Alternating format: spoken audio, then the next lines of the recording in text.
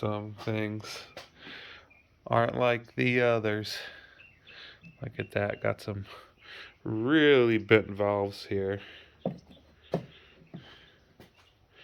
All due to a valve spring failure. Here's the top of the head here.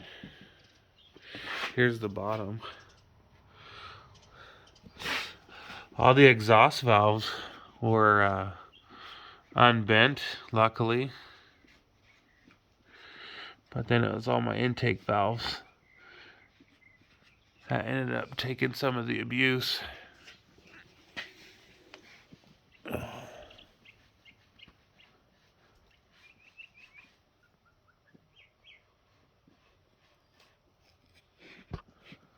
Wow, look at that.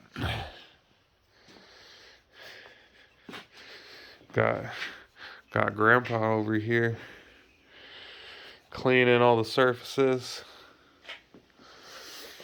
I think we're gonna end up needing a new head. Like, if you come over here, this is the cam carrier here. This is what has the holds the cams for the top of that head over there.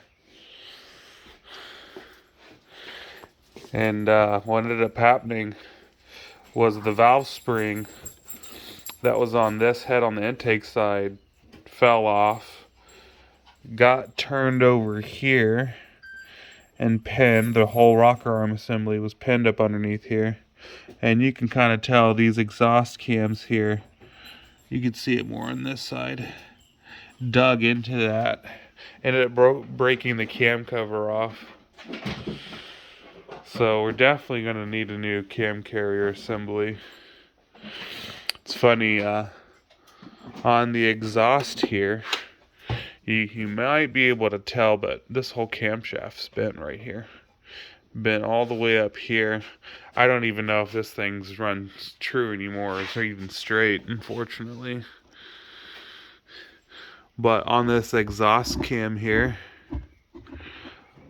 sheared, completely sheared off some of the teeth.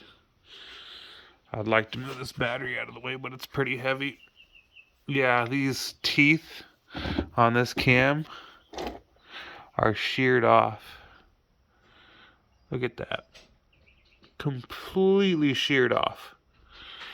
So, when that rocker arm fell off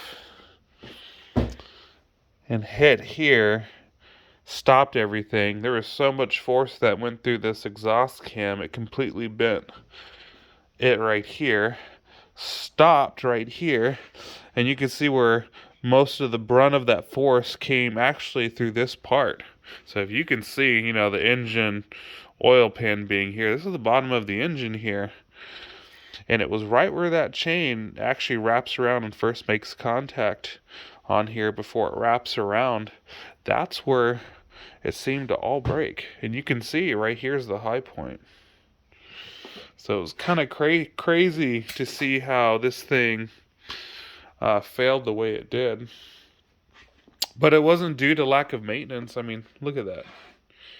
A lot of this stuff looks pretty dang good. I mean, yeah, you do have the normal wear marks, but it still looks pretty good. Like, I don't think this engine should have failed. Oiling system did its job. Everything's very clean on it. Very clean. I'm definitely going to be making a video on how to test all these sensors. And then every sensor on this engine, I'm going to go over testing it and verifying if it's working or not. I'll probably make some content according to that. Try to make both me and, you know, any viewer on here a better troubleshooter and technician at working on this stuff.